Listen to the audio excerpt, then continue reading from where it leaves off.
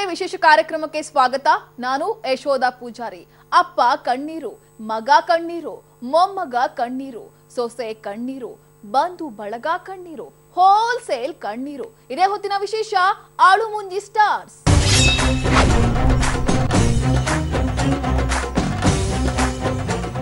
ಗೌಡ್ರು ಈಗ ತಮ್ಮ ಇಬ್ಬರು ಮೊಮ್ಮಕ್ಕಳನ್ನ ಗೆಲ್ಲಿಸಿಕೊಳ್ಳಲು ಪಣ ತೊಟ್ಟಿದ್ದಾರೆ. ಕಿರಿ ಮೊಮ್ಮಗನಿಗೆ ಸ್ವತಃ ತಮ್ಮ ಕ್ಷೇತ್ರವನ್ನೇ ಬಿಟ್ಟುಕೊಟ್ಟಿದ್ದಾರೆ. ಇನ್ನು ಹಿರಿ ಮೊಮ್ಮಗನನ್ನ ಜೆಡಿಎಸ್ ಭದ್ರಕೋಟೆಯಲ್ಲಿ ಕಣಕ್ಕಿಳಿಸಿದ್ದಾರೆ. ಇಬ್ಬರನ್ನು ಗೆಲ್ಲಿಸಿಕೊಳ್ಳಲು ಗೌಡ್ರು ಮಹಾ ಬ್ರಹ್ಮಾಸ್ತ್ರವನ್ನೇ ಬೀಸಿದ್ದಾರೆ. ಯಾವುದಪ್ಪ ಆ ಬ್ರಹ್ಮಾಸ್ತ್ರ ಅಂತ ಯೋಚನೆ ಮಾಡ್ತಾ ಇದ್ದೀರಾ? ಅದೇ ಕಣ್ಣೀರಾಸ್ತ್ರ. ಈ ಬಾರಿ ಇಡೀ ಗೌಡ್ರ ಕುಟುಂಬವೇ ಕಣ್ಣೀರ ಕೋಡಿ ಹರಿಸಿದೆ. ಕಣ್ಣೀರಲ್ಲೇ ಮುಳುಗಿ ಹೋದ ಗೌಡ್ರ ಕುಟುಂಬ. ಕಣ್ಣೀರ ಧಾರೆ ಹರಿಸಿದ ತಾತ, ಮಗ, ಮೊಮ್ಮಗ. ಚುನಾವಣೆ ಘೋಷಣೆಯಾದ ಬೆನ್ನಲ್ಲೇ ಗೌಡ್ರು ಅಧಿಕೃತ ಪ್ರಚಾರ ಕಾರ್ಯಕ್ರಮಕ್ಕೆ ಚಾಲನೆ ನೀಡಿದ್ದಾರೆ. ಅದು ಮೊಮ್ಮಗ ಪ್ರಜ್ವಲ್ ರೇವಣ್ಣನನ್ನ ಅಧಿಕೃತವಾಗಿ ಅಭ್ಯರ್ಥಿಯಾಗಿ ಘೋಷಿಸಿದ್ದಾರೆ. ಒಂದ್ ಕಡೆ ತಮ್ಮ ರಾಜಕೀಯ ಆರಂಭಿಕ ಜೀವನವನ್ನ ನೆನೆಸಿಕೊಂಡು ಕಣ್ಣೀರಾಕಿದ ಗೌಡ್ರು ಮೊಮ್ಮಗನೇ ಅಭ್ಯರ್ಥಿ ಅಂತ ಘೋಷಣೆ ಮಾಡ್ತಿದ್ದಾಗ ಪ್ರಜ್ವಲ್ ರೇವಣ್ಣ ಕೂಡ ಗೊಳೋ ಅಂತ ಅತ್ತಿದ್ದಾರೆ. ತಾತ ಮೊಮ್ಮಗ ಅಳೋಕೆ ಶುರುವಾಗ್ತಿದ್ದಾಗೆ ಇತ್ತ ಮಗ ರೇವಣ್ಣ ಕೂಡ ಕಣ್ಣೀರಾಕಿದ್ದಾರೆ. ಒಟ್ನಲ್ಲಿ ಇವತ್ತು ಇಡೀ ಗೌಡ್ರ ಕುಟುಂಬ ಹಾಸನದ ಹೊಳೆನರಸೀಪುರ ತಾಲೂಕಿನ ಮೂಡಲಹಿಪ್ಪೆಯಲ್ಲಿ ಕಣ್ಣೀರ ಧಾರೆ ಹರಿಸಿದ್ದು, ಆನಂದ ಬಾಷ್ಪವೋ, ನೋವಿನ ಕಣ್ಣೀರೋ ಅಥವಾ ಜನರ ಸಿಂಪಥಿ ಗಳಿಸೋ ಕಣ್ಣೀರೋ ಯಾವುದು ಅಂತ ಗೊತ್ತಾಗದೆ ಫುಲ್ ಕನ್ಫ್ಯೂಸ್ ಆಗಿದೆ. ಹಾಸನದಲ್ಲಿ ಗೌಡ್ರ ಅಶ್ರುಧಾರೆ. ಮೊಮ್ಮಗ ಪ್ರಜ್ವಲ್ಗಾಗಿ ಕಣ್ಣೀರಾಸ್ತ್ರ ಬಿಟ್ರೆ ಹಾಸನದಲ್ಲಿ ಪ್ರಜ್ವಲ್ ರೇವಣ್ಣನೇ ಸ್ಪರ್ಧಿ ಅನ್ನೋದನ್ನ ಗೌಡ್ರು ಇಂದು ಅಧಿಕೃತವಾಗಿ ಘೋಷಿಸಿದ್ದಾರೆ. ಅಲ್ಲದೆ ತಾವು ಚುನಾವಣೆ ಆರಂಭಿಸಿದ ದಿನದಂದೇ ಅಂದ್ರೆ ಬುಧವಾರದಂದೇ ಮೊಮ್ಮಗನ ಚುನಾವಣೆಯನ್ನು ಆರಂಭಿಸಿದ್ದಾರೆ. ಮೊಮ್ಮಗನಿಗೆ ಟಿಕೆಟ್ ಕೊಟ್ಟ ಮೇಲೂ ತಾವು ಮೊಮ್ಮಕ್ಕಳಿಗೆ ಮಾತ್ರ ಮಾಡುವುದು ಅಂತ ಜನರು ಹೇಳೋದು ಸುಳ್ಳು ಅಂದಿದ್ದಾರೆ. ಅಷ್ಟೇ ಅಲ್ಲ, ಜನರ ಬಳಿ ತಾವು ಯಾರಿಗೂ ಅನ್ಯಾಯ ಮಾಡಿಲ್ಲ, ಶಕ್ತಿ ಇರುವವರೆಗೂ ದುಡಿಯುತ್ತೇನೆ, ಮನಸ್ಸಿದೆ, ಆದ್ರೆ ವಯಸ್ಸು ಮಾಗ್ತಿದೆ, ನೀವೇ ಎಲ್ಲ ತೀರ್ಮಾನ ಮಾಡಿ ಅಂತ ಕಣ್ಣೀರು ಹಾಕಿದ್ದಾರೆ.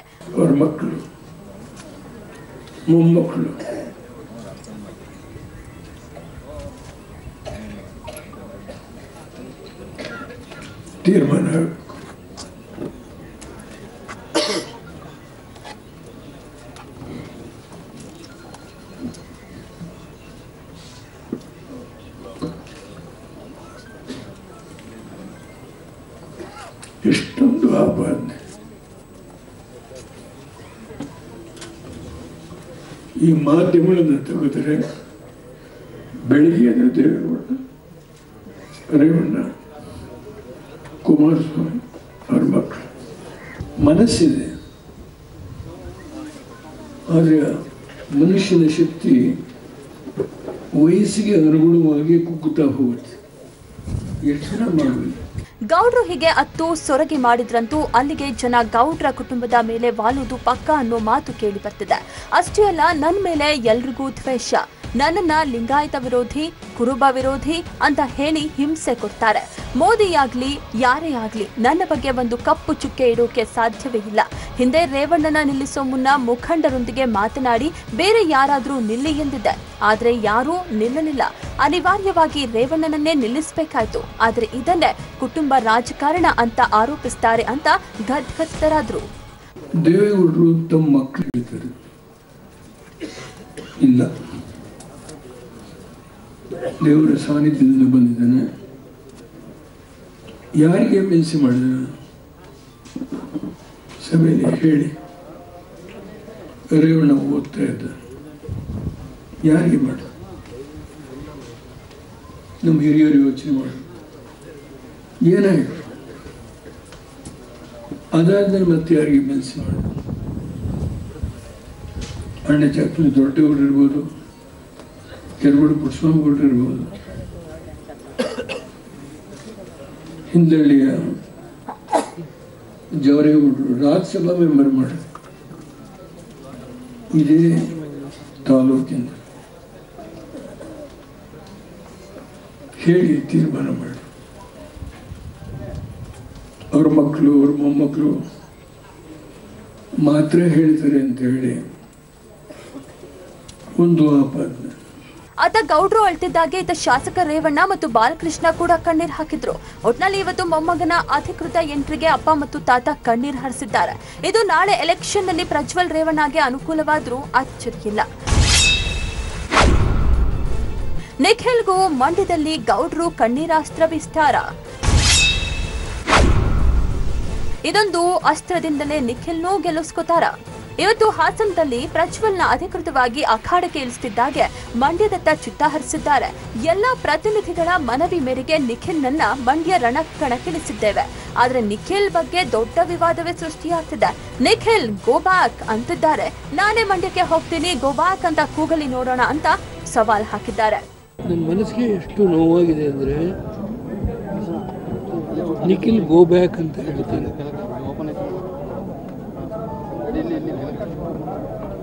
ನಾನು ನನ್ನ ಮನಸ್ಸಿನ ನೋವನ್ನು ಮಂಡ್ಯಕ್ಕೆ ಹೋಗ್ತೇನೆ,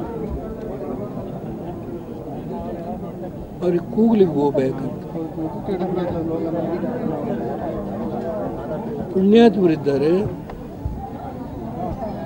ನನ್ನ ಈ 60 ವರ್ಷ 1962 ವಿಧಾನಸಭೆಗೆ ಎಂಟರಾದ ಅಲ್ಲಿಂದ ನನ್ನ ಹೋರಾಟ ಯಾವ್ಯಾವ ಸಂದರ್ಭದಲ್ಲಿ ಯಾರಿಗೋಸ್ಕರ ಹೋರಾಟ ಮಾಡಿದ್ದೇನೆ ಎಲ್ಲವನ್ನೂ ನಾನು ಮಂಡ್ಯ ಜನತೆ ಮುಂದೆ ಇಡ್ತೇನೆ. ಇನ್ನು ನಾಳೆ ಕೂಡ ಗೌಡ್ರು ಮಂಡ್ಯ ರಣಕಣದಲ್ಲಿ ಇದೇ ಅಸ್ತ್ರ ಬೀಸಿದ್ರೂ ಅಚ್ಚರಿಯಿಲ್ಲ. ಬುಧವಾರ ಪ್ರಜ್ವಲ್ನ ಅಧಿಕೃತವಾಗಿ ಘೋಷಣೆ ಮಾಡಿದ ಗೌಡ್ರು ಗುರುವಾರ ಮಂಡ್ಯ ರಣಕಣದಲ್ಲಿ ನಿಂತು ನಿಖಿಲ್ ಸ್ಪರ್ಧೆಯನ್ನು ಅಧಿಕೃತವಾಗಿ ಘೋಷಿಸಲಿದ್ದಾರೆ. ಇದೇ ವೇಳೆ ಮತ್ತೆ ತಮ್ಮ ಸಾಧನೆಗಳ ಬಗ್ಗೆ ವಿವರಿಸಿ ಕಣ್ಣೀರ್ ಹಾಕಿದ್ರೂ ಅಚ್ಚರಿಯಿಲ್ಲ. ಇತ್ತ ಗೌಡ್ರು ಮೊಮ್ಮಕ್ಕಳಿಗಾಗಿ ಕಣ್ಣೀರು ಹಾಕೋಕೆ ಶುರು ಮಾಡಿದ್ರೆ ಅತ್ತ ಕುಮಾರಸ್ವಾಮಿ ಮಗ ನಿಖಿಲ್ ಬಗ್ಗೆ ತಲೆ ಕೆಡಿಸಿಕೊಂಡಿದ್ದಾರೆ.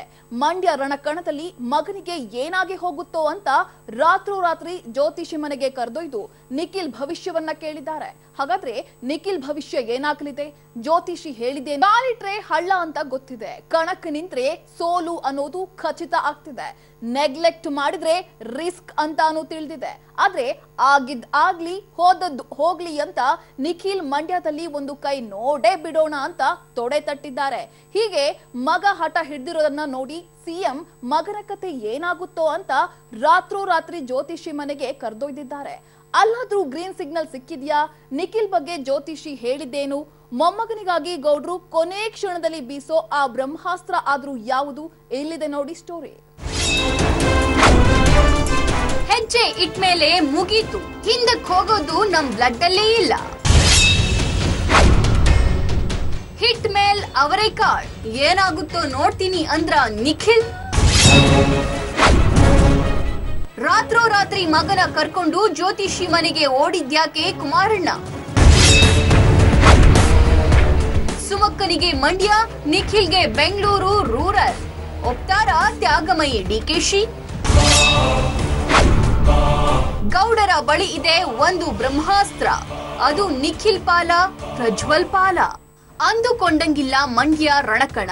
ಭದ್ರಕೋಟೆಯೇ ಈಗ ಬಿಗಿ ಕೋಟೆಯಾಗಿ ಕೊರಳು ಬಿಗಿಯೋಕೆ ಶುರುವಾಗ್ತಿದೆ. ಸಿಎಂ ಮಗನಿಗೆ ಜನ ನಾಟ್ ಓಕೆ ಅಂದ್ರೆ ಅದಕ್ಕಿಂತ ದೊಡ್ಡ ಅವಮಾನ ಮತ್ತೊಂದಿಲ್ಲ. 3 ಸಚಿವರು, 5 ಶಾಸಕರು, ಇಡೀ ಮಂಡ್ಯವೇ ಜೆಡಿಎಸ್ ಅಂತ ನಿರಾಳ ಆಗಿದ್ದವರಿಗೆ ಈಗ ಮಂಡ್ಯ ಯಾಕೋ ನಮ್ಮದಲ್ಲ ಅನ್ನಿಸೋದಕ್ಕೆ ಶುರುವಾಗಿದೆ. ಗೆಲುವು ಸುಲಭ ಅಂದುಕೊಂಡೋರಿಗೆ ಗೆಲ್ಲೋದಿರಲಿ, ಜನ ಜೆಡಿಎಸ್ ಕಡೆ ತಿರುಗಿ ನೋಡ್ತಾರಾ ಅನ್ನೋದು ಕೂಡ ಅನುಮಾನವೇ ಆಗಿದೆ. ಮಂಡ್ಯ ತಮ್ಮದೇ ಭದ್ರಕೋಟೆ ಅಂದುಕೊಂಡ ನಿಖಿಲ್ ಸ್ಪರ್ಧೆಗೆ ಒಪ್ಪಿದ್ರು. ಅದೇ ಕಾರಣಕ್ಕಾಗಿ ಮಗನನ್ನ ಬಹಳ ಸುಲಭವಾಗಿ ಗೆಲ್ಲಿಸ್ಕೋಬಹುದು ಅಂತಾನೆ ಸಿಎಂ ಕೂಡ ಮಗನ ರಾಜಕೀಯ ಪ್ರವೇಶಕ್ಕೆ ಅಸ್ತು ಅಂದಿದ್ರು. ಆದ್ರೆ ಈಗ ನೋಡಿದ್ರೆ ಎಲ್ಲ ಉಲ್ಟಾ ಪಲ್ಟಾ ಆಗಿದೆ. ಮೊದಲಿದ್ದ ವಾತಾವರಣ ಈಗಿಲ್ಲ. ತಮ್ಮದೇ ಕೋಟೆ ಆದ್ರೂ ಜನ ತಮ್ಮವರಲ್ಲ ಅನ್ನೋದು ನಿಧಾನವಾಗಿ ಸಿಎಂಗೆ ಅರಿವಾಗ್ತಾ ಇದೆ. ಕಾಲಿಟ್ಟಾಯ್ತು, ಇನ್ನೇನಿದ್ರು ಇಲ್ಲೇ ಹೋರಾಟ. ಸೋಲೋ ಗೆಲುವೋ ನಾನ ಅವರ ನೋಡೇ ಬಿಡೋಣ. ಇದು ನಿಖಿಲ್ ಕುಮಾರಸ್ವಾಮಿಯ ಶಪಥ. ಸದ್ಯ ಮಂಡ್ಯ ರಣಕಣಕ್ಕೆ ಇಳಿದಿದ್ದಾಯ್ತು. ಸೋಲೋ ಗೆಲುವೋ ನಾನ ಅವರ ನೋಡೇ ಬಿಡೋಣ ಅಂತಿದ್ದಾರಂತೆ. ರಾಜಕೀಯಕ್ಕೆ ಬಂದಿದ್ದಾರೆ. ಮಂಡ್ಯ ಕಣದಿಂದ ಸ್ಪರ್ಧಿಸೋ ತೀರ್ಮಾನವೂ ಆಗಿದೆ. ಎಲ್ಲ ನಿರ್ಧಾರ ಆದ ಮೇಲೆ ಈಗ ಅಲ್ಲಿಂದ ಕಾಲು ಕೀಳಿದ್ರೆ ಅರ್ಥ ಇರೋಲ್ಲ. ಹಾಗಾಗಿ ಆದದ್ದಾಗಲಿ ಹೋದದ್ದಾಗಲಿ ಚುನಾವಣೆ ಎದುರಿಸೋದು ಪಕ್ಕ ಅಂತಿದ್ದಾರೆ. ಇಲ್ಲೇ ಇರ್ತೀನಿ, ಸೊ ಇಲ್ಲೇ ನಡೆಯುತ್ತೆ, ಡೈಲಿ ನಡೆಯುತ್ತೆ, ದಿನನಿತ್ಯ ಹೋಗ್ತೀನಿ, ಹಳ್ಳಿಗಳಿಗೆ ಹೋಗಿ ಭೇಟಿ ಕೊಡ್ತೀನಿ ಜನಗಳಿಗೆ. ಇನ್ನು ಮಗನ ಗೆಲುವಿಗಾಗಿ ಪಾಪ ಅಮ್ಮ ಅನಿತಾ ಕುಮಾರಸ್ವಾಮಿ ಹರಕೆ ಹೊತ್ತಿದ್ದಾರೆ. ಮಂಡ್ಯ ಜಿಲ್ಲೆಯ ಮದ್ದೂರು ಪಟ್ಟಣದ ಹೊಳೆ ಆಂಜನೇಯ ಸ್ವಾಮಿ ದೇವಾಲಯದಲ್ಲಿ ಹರಕೆ ಕಟ್ಟಿಕೊಂಡಿದ್ದಾರೆ. 5 ಮಂಗಳವಾರ ಪೈಕಿ 3 ಮಂಗಳವಾರ ಪೂಜೆ ಸಲ್ಲಿಸಿದ್ದು ಮಗನ ಗೆಲುವಿಗಾಗಿ ಪ್ರಾರ್ಥಿಸಿದ್ದಾರೆ. ಈ ಗಾಳಿ ಆಂಜನೇಯಕ್ಕೆ ಹರಕೆ ಕಟ್ಟಿಕೊಂಡರೆ ಇಷ್ಟಾರ್ಥ ಈಡೇರುತ್ತೆ ಅನ್ನೋ ನಂಬಿಕೆ ಇದೆ. ಹಾಗಾಗಿ ಒಂದು ಕಡೆ ಅನಿತಾ ಕುಮಾರಸ್ವಾಮಿ ಹರಕೆ ಹೊತ್ತುಕೊಂಡು ಪೂಜೆ ಮಾಡ್ತಿದ್ರೆ, ಮತ್ತೊಂದು ಕಡೆ ಸಿಎಂ ಕುಮಾರಸ್ವಾಮಿ ಮಗನನ್ನ ರಾತ್ರೋರಾತ್ರಿ ಜ್ಯೋತಿಷಿ ಮನೆಗೆ ಕರೆದುಕೊಂಡು ಹೋಗಿದ್ದಾರೆ. ಜ್ಯೋತಿಷಿಯ ಆ ಮಾತಿಗೆ ಅಪ್ಪ ಮಗ ಟೆನ್ಷನ್. ಹಾಗಾದ್ರೆ ಗೆಲ್ಲೋದೇ ಇಲ್ವಾ ಸಿಎಂ ಪುತ್ರ ನಿಖಿಲ್? ಮಂಡ್ಯದಲ್ಲಿ ಮಗನ ಗೆಲುವು ಕಷ್ಟ ಅನ್ನೋದನ್ನ ಅರಿತ ಕುಮಾರಸ್ವಾಮಿ ರಾತ್ರೋರಾತ್ರಿಯೇ ಮಗನನ್ನ ಕರೆದುಕೊಂಡು ರಾಜಗುರು ದ್ವಾರಕನಾಥ್ ಅವರ ಮನೆಗೆ ಕರೆದೊಯ್ದಿದ್ದಾರೆ. ಸತತ 4 ಗಂಟೆಗಳ ಕಾಲ ಚರ್ಚೆ ನಡೆಸಿದ್ದಾರೆ. ಮಗನ ರಾಜಕೀಯ ಭವಿಷ್ಯ ಏನಾಗಲಿದೆ, ಮಂಡ್ಯದಲ್ಲಿ ಗೆಲ್ತಾನ, ಗೆಲುವು ಕಷ್ಟವೇ ಆಗಿದ್ರೆ ಆ ಕಷ್ಟ ನಿವಾರಣೆಗೆ ಪರಿಹಾರ ಏನು ಅಂತೆಲ್ಲ ಕೇಳವ್ರಂತೆ. ಎಲ್ಲವನ್ನ ಕೂಲಾಗಿ ಕೇಳಿಸಿಕೊಂಡ ರಾಜಗುರು ಕೊನೆಯದಾಗಿ ಅದೊಂದು ಮಾತು ನುಡಿದಿದ್ದಾಗೆ ಅಪ್ಪ ಮಗನಿಗೆ ಫುಲ್ ಟೆನ್ಷನ್ ಆಗಿದೆ. ಇದೇ ರಾಜಗುರು ದ್ವಾರಕಾನಾಥ್ 2017ರಲ್ಲಿ ಕುಮಾರಸ್ವಾಮಿ ಸಿಎಂ ಆಗೋ ಬಗ್ಗೆ ಭವಿಷ್ಯ ನುಡಿದಿದ್ರು. ಈಗ ಅದರಂತೆ ಕುಮಾರಸ್ವಾಮಿ ಸಿಎಂ ಆಗಿದ್ದಾರೆ. ಮಗನ ವಿಷಯದಲ್ಲೂ ಇಂಥದ್ದೇ ಹೇಳಬಹುದು ಅಂತ ನಿರೀಕ್ಷೆ ಮಾಡಿದ್ದ ಸಿಎಂಗೆ ಭಾರಿ ನಿರಾಶೆಯೇ ಆಗಿದೆ. ಮಗನಿಗೆ ಈಗ ಟೈಮ್ ಚೆನ್ನಾಗಿಲ್ಲ. ಮಾರ್ಚ್ 29ರ ಬಳಿಕ ಗುರು ಬದಲಾಗಲಿದ್ದಾನೆ. ಆದ್ರೆ ಒಂದೊಳ್ಳೆ ಟೈಮ್ ನೋಡಿ ಮಂಡ್ಯದಿಂದ ನಾಮಪತ್ರ ಸಲ್ಲಿಸಿ ಅಂತ ಪರಿಹಾರ ಸೂಚಿಸಿದ್ದಾರೆ ರಾಜಗುರು ದ್ವಾರಕಾನಾಥ್. ಕೊನೆಯದಾಗಿ ಸದ್ಯಕ್ಕೆ ರಾಜಕೀಯ ಕಷ್ಟ ಎಂದಿದ್ದಾರೆ. ಕುಮಾರಸ್ವಾಮಿಯವರ ಜಾತಕ ನನಗೆ ಗೊತ್ತಿದೆ. ಅದನ್ನ ಅಂತರಿಸ್ಕೊಂಡು ಹೋದ್ರೆ ಕುಮಾರಸ್ವಾಮಿಯವರಿಗೆ ಟೈಮ್ ಚೆನ್ನಾಗಿದೆ. ನಾವು ಎಲ್ಲ ಬಿದ್ದೋಗ್ತಾರೆ ಬೀಳಲ್ಲ ಅಂತ ಹೇಳಿದ್ದೆ. ಇನ್ನು ಹಾಗೆ ಕೂತ್ಕೊಂಡಿದ್ದಾರೆ. ಎಲ್ಲಿವರೆಗೂ ಕೂತಿರ್ತಾರೆ ಅಲ್ಲಿವರೆಗೂ ಗೆಲುವು ಅವ್ರದ್ದೇ ಅಂತ ಹೇಳ್ತೀನಿ. ಯಾರು ಕ್ಯಾಂಡಿಡೇಟ್ ಬೇಕಾದ್ರೆ ಆಗಿರಲಿ, ಅದು ನನ್ಗೆ ಬೇಡ. ಅದು ಅವ್ರು ಎಲ್ಲಿವರೆಗೂ ಮುಖ್ಯಮಂತ್ರಿ ಆಗಿರ್ತಾರೆ ಅವ್ರಿಗೆ ಗೆಲುವು ಕೊಡ್ತಾನೆ ಭಗವಂತ ಅಂತ ಹೇಳ್ತೀನಿ ಅಷ್ಟೇ. ನಿಮಗೆ ಇದೊಂದು ಮಾತು ಕೇಳಿ ಈಗ ಕುಮಾರಸ್ವಾಮಿ ಬೆಚ್ಚಿ ಬಿದ್ದಿದ್ದಾರೆ. ಕೇವಲ ರಾಜನಾಥ್ ಗುರು ಮಾತ್ರವಲ್ಲ, ಇನ್ನು ಸಿಎಂ ಕೈ ಸೇರಿರೋ ಗುಪ್ತದಳ ವರದಿಗಳು ಕೂಡ ಇದನ್ನೇ ಹೇಳ್ತಾ ಇವೆ. ಮಂಡ್ಯ ರಣಕಣವೇ ನಿಖಿಲ್ಗೆ ಸೋಲು ಕಟ್ಟಿಟ್ಟ ಬುತ್ತಿ ಎನ್ನಲಾಗ್ತಿದೆ.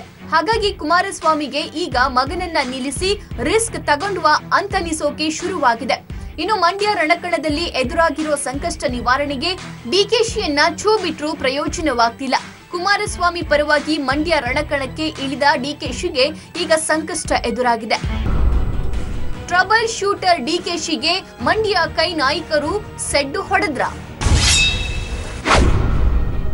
ಜೆಡಿಎಸ್ ಪರ ರಾಜಕೀಯ ಮಾಡೋಕ್ ಹೋಗಿ ಡಿಕೆಶಿನೇ ತಗಲಾಕೊಂಡ್ರ? ಮಗನ ಗೆಲುವಿಗೆ ಅಡ್ಡವಾಗಿರುವವರನ್ನ ಓಲೈಸಲೆಂದೇ ಕುಮಾರಸ್ವಾಮಿ ಡಿಕೆಶಿಯನ್ನ ಮಂಡ್ಯ ರಣಕಣಕ್ಕೆ ಛೂ ಬಿಟ್ರು. ಡಿಕೆಶಿ ಕೂಡ ಔತಣಕೂಟದ ನೆಪದಲ್ಲಿ ಕೈ ನಾಯಕರ ಜೊತೆ ಮಾತನಾಡಿ ನಿಖಿಲ್ ಪರ ಪ್ರಚಾರ ಮಾಡಿ ಅಂತ ಓಲೈಸಲು ಹೊರಟಿದ್ರು. ಆದ್ರೀಗ ನಿಖಿಲ್ ಪರ ಮಾತನಾಡೋಕೆ ಶುರುವಾಗ್ತಾ ಇದ್ದ ಹಾಗೆ ಮಂಡ್ಯದ ಕೈ ನಾಯಕರೆಲ್ಲ ಡಿಕೆಶಿಗೆ ತಿರುಗಿ ಬಿದ್ದವ್ರೆ.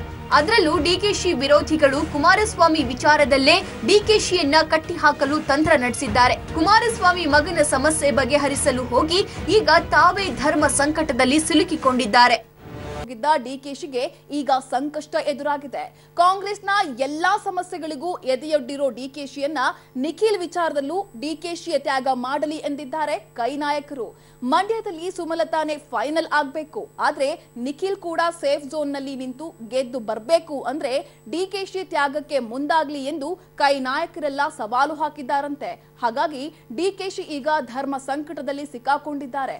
ಅಷ್ಟಕ್ಕೂ ಡಿಕೆಶಿ ಅದ್ಯಾವ ತ್ಯಾಗಕ್ಕೆ ಮುಂದಾಗಬೇಕಿದೆ ಅನ್ನೋದನ್ನ ನೋಡೋಣ ಬನ್ನಿ. ಅಂದು ಎಚ್ಡಿಕೆ ಸಿಎಂ ಆಗಲು ಡಿಕೆಶಿ ಕಾವಲು. ಇಂದು ಕ್ಷೇತ್ರವನ್ನೇ ಬಿಟ್ಕೊಡ್ತಾರಾ ಸಿಎಂ ಮಗ ಎಂಪಿ ಆಗಲು? ಕುಮಾರಸ್ವಾಮಿ ಸಿಎಂ ಆಗೋಕೆ ಯಾರು ಕಾರಣ ಅಂದ್ರೆ ಅಲ್ಲಿ ಡಿಕೆಶಿ ಹೆಸರು ಮೊದಲು ಕೇಳಿ ಬರುತ್ತೆ. ಇನ್ನು ಸಿಎಂ ಕುರ್ಚಿಗೆ ಕಂಟಕ ಎದುರಾದಾಗಲೆಲ್ಲ ಓಡಿ ಬಂದು ಕಾಪಾಡೋರು ಯಾರು ಅಂದ್ರೆ ಮತ್ತದೇ ಡಿಕೆಶಿ ಹೆಸರೇ ಕೇಳಿ ಬರುತ್ತೆ.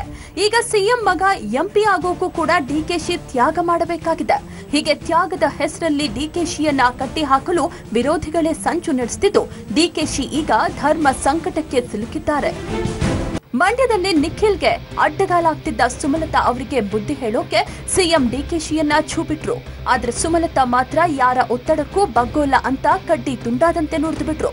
ಸುಮಲತಾ ಅವರನ್ನಂತೂ ಒಪ್ಪಿಸೋಕಾಗೋಲ್ಲ ಅಂತ ಅವರ ಬೆಂಬಲಕ್ಕೆ ನಿಂತ ಕಾಂಗ್ರೆಸ್ ಕಾರ್ಯಕರ್ತರಿಗೆ ಬುದ್ಧಿ ಹೇಳೋಕೆ ಮುಂದಾದ ಡಿಕೆಶಿ ಮೈತ್ರಿ ಪಕ್ಷದ ಅಭ್ಯರ್ಥಿಯನ್ನ ಗೆಲ್ಲಿಸಿ ಹೈಕಮಾಂಡ್ಗೆ ಕೊಟ್ಟ ಮಾತಿನಂತೆ ನಡೆದುಕೊಳ್ಳಿ ಅಂತಿದ್ದಾಗೆ ಮಂಡ್ಯ ಕೈ ಕಾರ್ಯಕರ್ತರು ಸಿಡಿದೆದ್ರು. ನೀವು ಕೂಡ ಒಂದು ಕಾಲದಲ್ಲಿ ಕಾಂಗ್ರೆಸ್ ಅಭ್ಯರ್ಥಿ ವಿರುದ್ಧ ಪಕ್ಷೇತರವಾಗಿ ನಿಂತು ಗೆದ್ದ ಮೇಲೆಯೇ ಕಾಂಗ್ರೆಸ್ ನಾಯಕರಾಗಿತ್ತು ಅಂತ ಡಿಕೆಶಿಗೆ ಟಾಂಗ್ ಕೊಟ್ರು.